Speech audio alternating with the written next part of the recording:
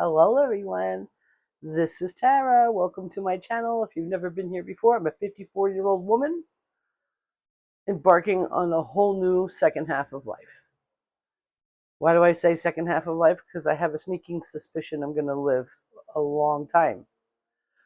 So, my goal here is to live the best I want to live well. If I'm going to live old, I'm going to live well.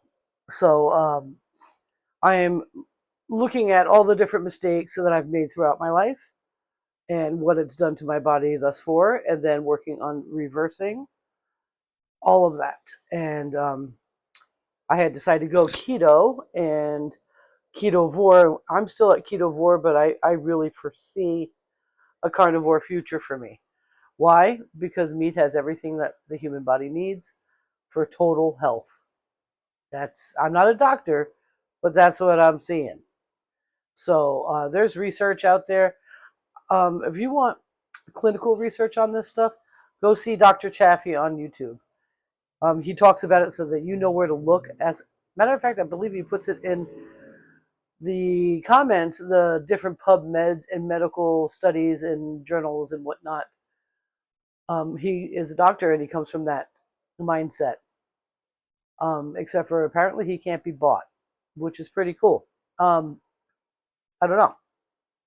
It's just my experience with him thus far.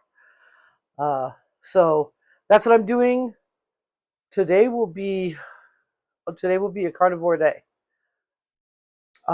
Because this morning I had 1.5 Italian sausages.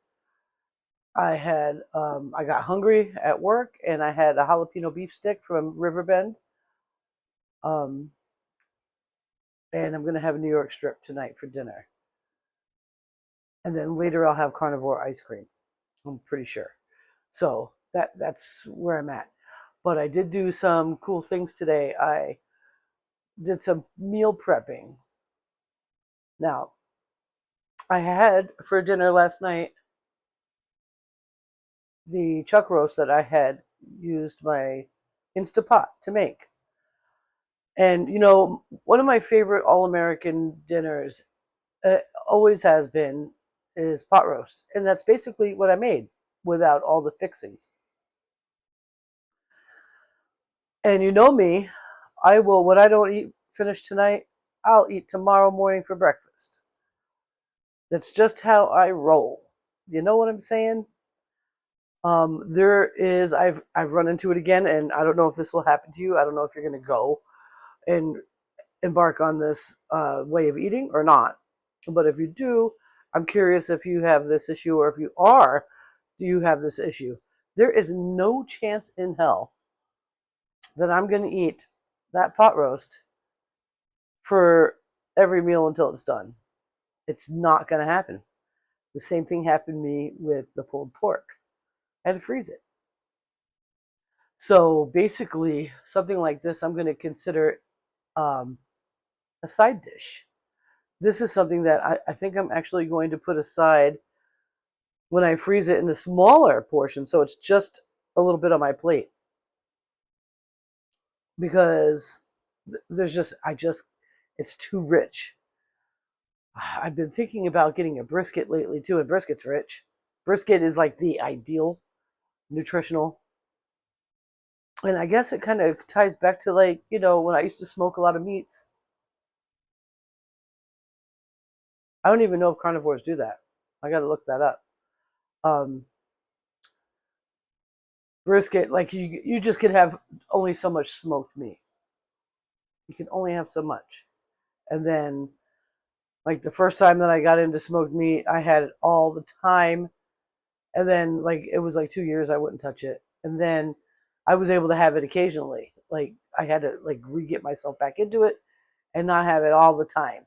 So, with that being said, I went to the meat market this morning because all I had for meat is the chuck roast that I made. And she's like, "What the heck are you doing here?" Because she knows I'll eat things until they're gone. I'm like, "I gotta have something to eat. There's no way." I explained to her. She's like, "All right." I'm like, "It's carnivore. That is something that I would love as a flavor on the side." It's not something I'm going to eat a bowl of every single day until it's gone. And last night I had 360 grams of it. Um, and I still left 2 big chunks. And I gave that to Fancy tonight for dinner. Um, so the rest of it I've got to put up the right way and use it as a side, to add flavor to a meal that might be kind of like meh, meh, So that's my experience. If you're a carnivore or ketovore, do you have that experience with those kind of meats that are roasts? I can't imagine a roast beef would ever piss me off at all. That's like so good. And yeah. So when I went to the butcher today, I asked her I want a chuck roll, which is a huge slab of meat. She's like, "Do you want the cap on it too?" I'm like, "Yeah." She knows I make tallow. Of course I want the cap. And she's like, "I don't even know what we charge you for it." I'm like, "I don't know. Figure it out. And next time I come in, tell me what you want to charge me for it, and I'll tell you if it's a go or not." Because I know I could have my friend get probably something like that at go to Costco. I could have them get that for me because you can make a lot out of a chuck roll. And even though I could just go down there and say hi, I don't have to buy anything every single time. You know what I mean? Like I really enjoy hanging out for that 10 minutes in that store. But if I'm already jammed up with meat, like a chuck roll could last me 2, 3, maybe 4 weeks. That would save me a tremendous amount of money. So I would love that. I'm looking also on Marketplace for an old school hand grinder for grinding meat, so I can make my own hamburger out of that because there's a bunch of meat in there for that. And we'll see. We'll see what she says. The price I paid for the chuck roast was fabulous. So I calculated it, and it was $29, and it was 4 pounds, 4.5 pounds plus some, so almost 4.6. And that came to 6.75 or six something like that. I don't know. It was worth it. I just happened to. I shouldn't have cooked the whole thing that way. I should have figured it out from that. Um, Lesson learned, right? Lesson learned. I have to stand up for a second and just oh, there we go. Adjust myself a little bit. Sorry. Um, so we'll see about that. That would be great. I suspect that I could get it probably for $6 a pound, and that's my goal, and that's what I'm hoping she says. And then I'm looking at about $134 or so for a chuck roll. So that lives down the street. Chuck roll that was born and raised less than a mile and a half from my house. That's awesome. And I might even, well, we'll see. So hopefully she comes back with something like that. Oh, there was something else about food I wanted to talk about. Oh, I did some meal prep. So I only have my vanilla carnivore ice cream, and I was like, tomorrow I'm not going to want to do it. I know I'm not going to want to make ice cream. Granted, it only takes 10 minutes, but I'm trying. I don't want to leave any dishes in the sink, so it just creates a lot of dishes. Not really, but whatever. So yesterday I had got some all natural peanut butter. That the only thing in there was peanut butter, peanuts. So I got the chunky kind. I think it's called Nellie's. I don't know. I like it. Um, and I looked at it when I saw it. I'm like, let me look at that because I've been thinking about getting PB2 to make ice cream with. Because PB2, I guess, is like, I don't know. I haven't looked at what do you call it? Nutritional label of PB2 in a long while. So when I saw that, I don't mind having some carbs, especially when a serving of it is only like 8 carbs. Like what? I'm gonna put a serving of it in a batch of ice cream. So it's gonna be wicked keto. Now, why is it keto? Because it's a freaking peanut. That's why. So I wanted the real thing. I could have done maybe a peanut extract. I don't know if they have that. But so I made that and I put the first tablespoon in and I whipped it. I tasted it. I'm like, oh my God. Oh my God. Thank you, Jesus. So I put the other tablespoon in it and went for it.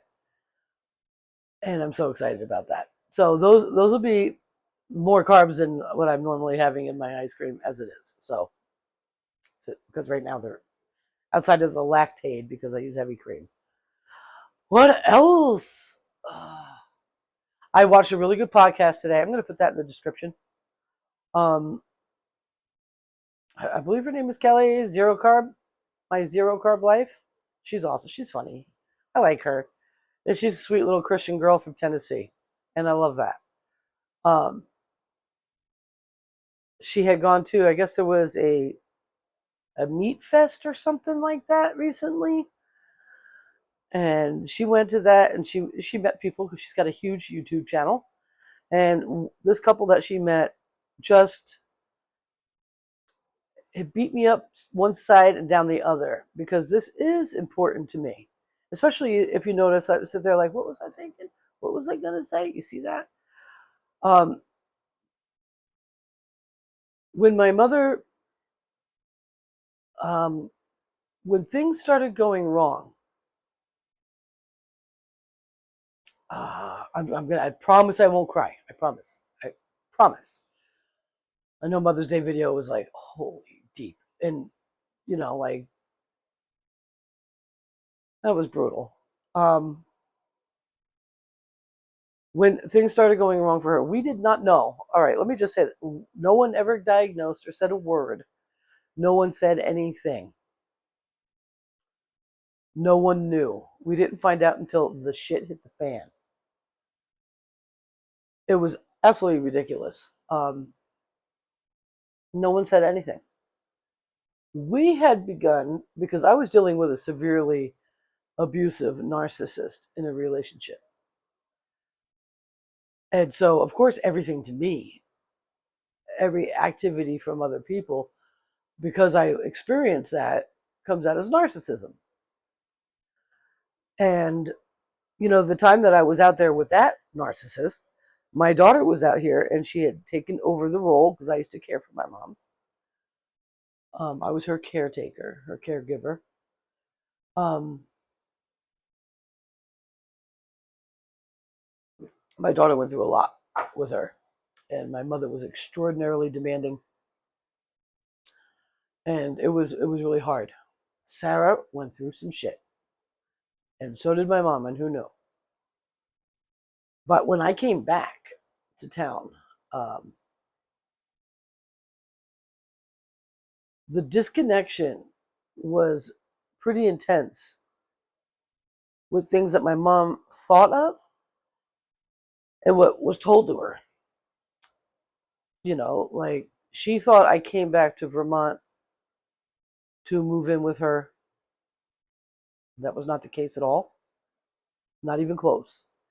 And when I explained to her, no, I escaped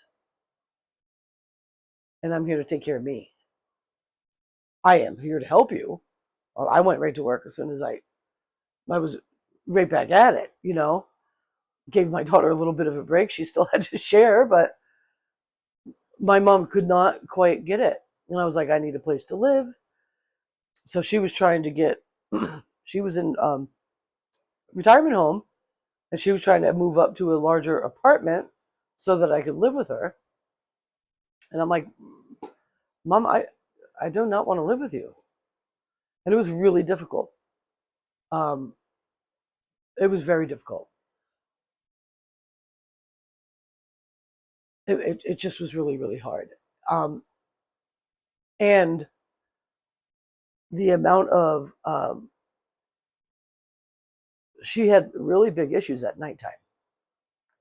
I was the type of person when I first moved back that I was asleep right after dark and woke up 2:30, 3 o'clock in the morning every day.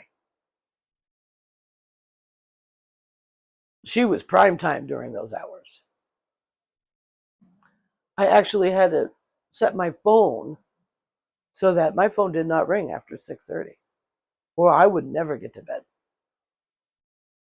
Insane in the membrane. And didn't have it come back on until 5 o'clock in the morning. And my experience coming out of that negative relationship, I really just needed everything to be quiet. I still don't listen to the radio in my car. I don't turn on the radio here. I do listen to a lot of podcasts, so I do have chatter. But like TV's not interesting to me. I drive down the road and I'm either praying out loud or I'm talking to God. I'm listening to the vehicle. Right now it's spring, so I got the windows open, listening to the birds. Like, I really want to be connected audibly to what's happening around me.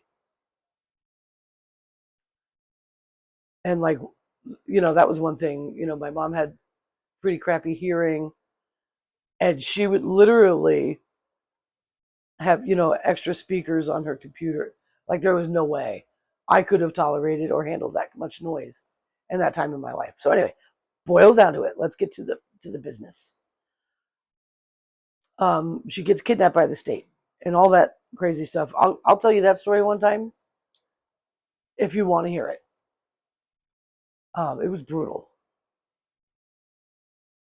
And they put her on a tremendous amount of Ativan because they didn't want to hear her. And she was calling and calling, and she was in a rehab center. She was supposed to be there for a 2-week respite to heal a wound that I almost had all the way healed because I was doing electro massage therapy on her feet. I had her taking Shilajit. I had her eating home cooked meals. Not even like good for you meals, just home cooked. I made it myself instead of buying it out of a box. And I had her doing really well with her wound that she had been dealing with for a long time. The medical industry could do nothing to help her with that. I show up within a month. The wound that was this big was this big. But she had been on a list for respite just to get 2 weeks where she goes in and there's intensive wound therapy. And this way it can be finally gone forever and she comes home. I even sat down with her advocate and we wrote out a thing and I made her sign it. She's coming home in 2 weeks. I hope you're watching, Emma. So she went into 2 weeks in St. Albans. Um, and she fell apart. She went from living on her own. I came and cooked for her, but she lived on her own. She could heat up her own food. I had it all, prepared and in the fridge and whatnot. Heavy cleaning, that had to be Sarah and I. She could not do that, but she could live in her house with her cat. To absolutely not being able to do anything on her own. And she was being left willy-nilly, and she was screaming and yelling like, please come and get me. And I contacted Emma. I'll say her name. I didn't say her last name. And I said, what do I do? She wants to come home. She's only been there. She was there at that point for like 8 days. She didn't have very long to go. And she said, get her out of there. This is fucking nuts. It was bad. So I went to get her. She's like, it's respite. So it's not like they're going to make you sign anything or anything like that. I have video of my conversation with those people. I should probably upload it. Um,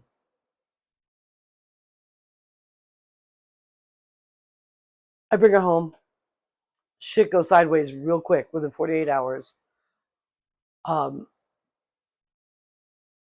I got to call the ambulance. So we go to St. Albans Hospital. And the doctor in the emergency room was like, "Oh, she's gonna die right now." I'm like, "Oh, okay, that's great." And I, it was crazy. They wanted me to sign the thing, like, just let's let her go. I'm like, my daughter's like, I don't think so. Like, you can't go 8 days from living on your own, and all you got is being a pain in the ass to this, and then we just say, "Oh, all right, just let her die." Hospice care or whatever they wanted to put it. Like, I don't know. They wanted to turn everything off. All the things that they were doing to her. They had pressors for her pressure. Uh, all sorts of weird shit was going down. And what had happened, and that's another story. Let's not talk about that. What I'm talking about here is this.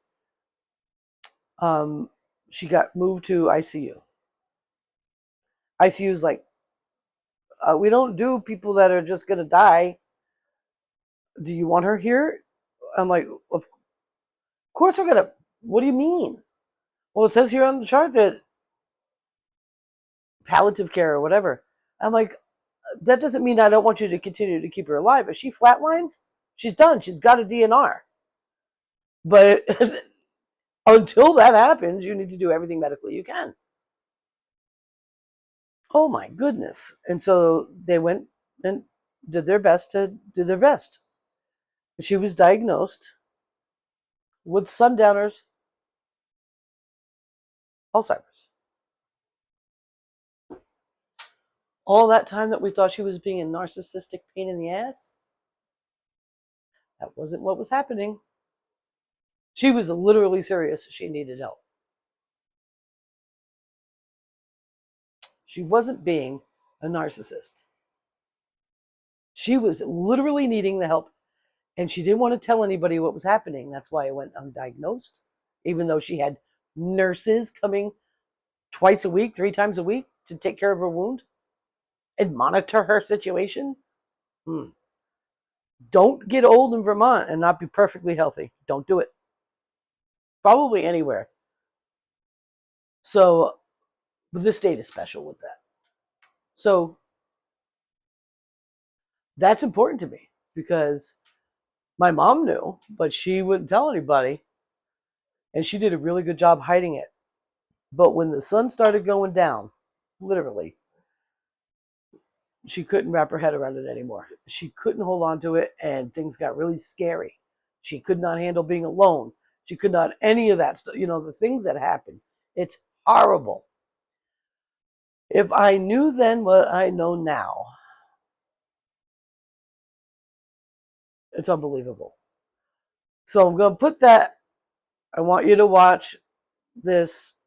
It's a podcast interview, Zero Carb Life. I'm going to put it in the description. Please go watch it. I want you to listen to these people and their story and what happened to them. And by the grace of God, they were able to do something about it. That's beautiful. That's beautiful. I may have not have been able to do anything about it once the shit hit the fan. But if I knew it now, what I knew, if I knew then what I know right this second, as soon as I got back from Maine, I would have turned her whole life around. She'd probably still be here. And I'm not going to cry or be upset. She was 80. She was at her life expectancy plus. But man, the way it went down was bad. Really not necessary. And those people exasperated her problem by loading her up on deadly amounts of Ativan.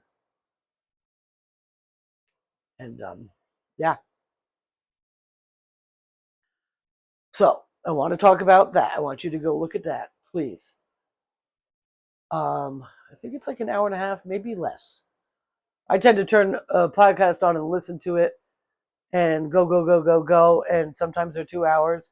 Sometimes you watch a 5 hour show on Wired and had no idea you were on it for 5 hours. I don't sit down and watch them though. You know, I'm listening as I do my work. I don't wear earbuds.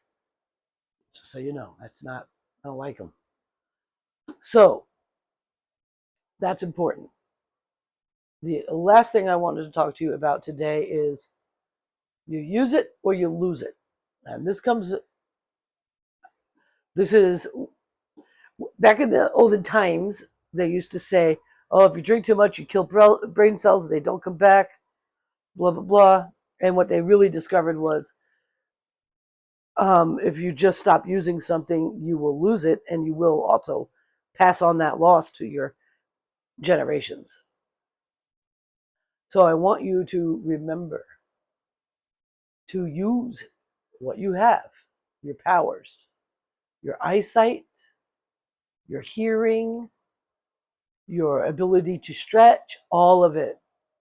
If, like, I totally can't stand stairs, but I've always said stairs make you young. I remember, like, and so every time I walk up the stairs and I'm like, my butt is like it's when I was in my 20s. This is making me young. And sure enough, it is. As much as I'm pissed off about it in the moment, I'm working on that part now with my way of eating. You know what I mean? Don't stop using what you have because it's scary what could happen.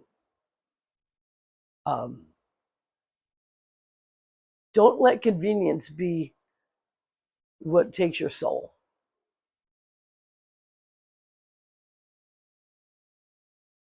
Okay? And I try really hard all the time to be aware of that. I'm certainly not perfect. I didn't make my ice cream with a whisk. I made it with a hand mixer. Okay? I didn't gather my water from the Mississippi. I opened my tap. Um, I don't have any lights on except for my grow lights. So I can't say that.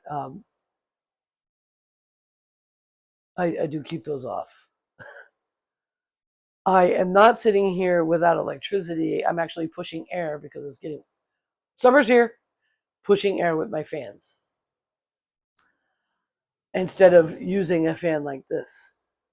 So, there are things that we have in our modern life that have greatly reduced our ability to survive without them. So, I suggest highly you analog as much as you possibly can. Um, all my clocks in the house that are digital have tape over them, except for the one on my coffee machine. Otherwise, it's analog. It's a regular clock. I don't write my diary on my phone or in my computer anymore. I don't think I ever did that. I write it in an actual book. I actually began uh, using cursive handwriting again to keep me from atrophying that. It's like I got the math award. I I can still do a little algebra, but that's it. So if you don't use it, you lose it. And I don't want you to lose anything. The powers that God has given you and has blessed you with, they're supposed to be yours. Don't give that stuff away.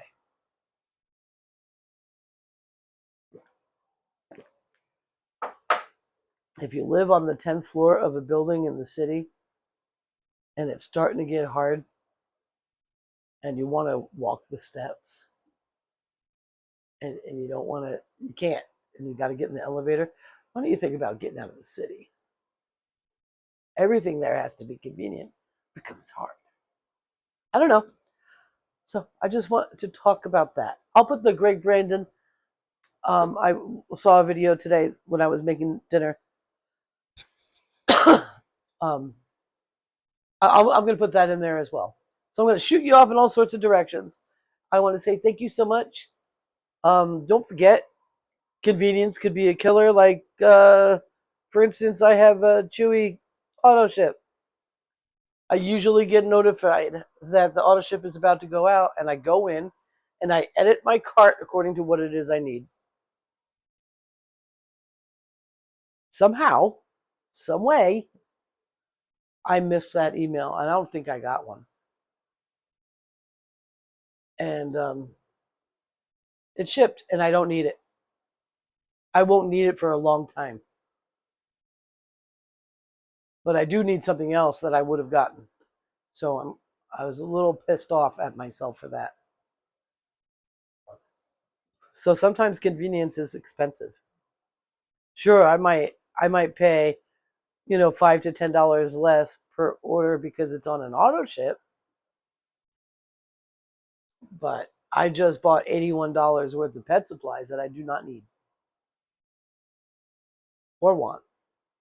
And that just cost me 81 bucks. So think about stuff like that. I should go in there and cancel it. Well, I can't cancel the order, but just not even use the auto ship. That's crazy, right? Like, but I'm not going to complain. You know why? Because life is good. I am blessed and highly favored, and I hope you are too. Okay?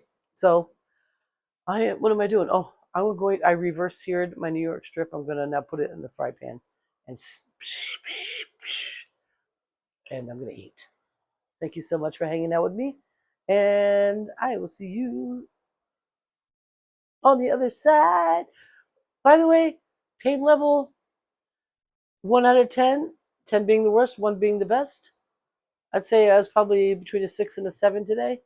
Not a 9, and not an 8, and not a 5. So that's cool. And I worked. And it was good. Brought Fancy with me. She was happy. So anyway, bye. Thank you.